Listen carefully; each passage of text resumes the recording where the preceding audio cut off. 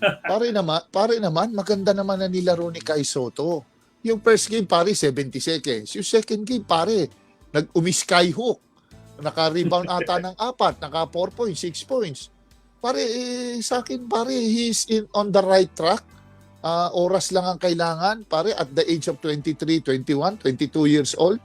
Pare, ang ganda naman ng ano niya, ang tinatakbo niya. At he can build on that, itong experience sa FIBA. He just continue to play. Siya ang magiging core nitong national team. Kailangan lang, available siya. In regards kay AJ Edo, pare, yun, someday, baka pag nag-improve yan sa collegiate sa stage, pare, baka hindi malayong ma-NBA Summer League yan. Wag mo ng NBA, baka Summer League. Ang sa akin, ang pwedeng ma-NBA with this experience, matatag na, at hindi naman sa pagano, pare, Junmar Fajardo, mabagal lang, pero pare, I mean, may poste na yan, may jumper konti. Ang tanong na lang, bibilis pa ba si Junmar? Kung meron dyan mga strength and conditioning, mapabilis si Junmar, di ba?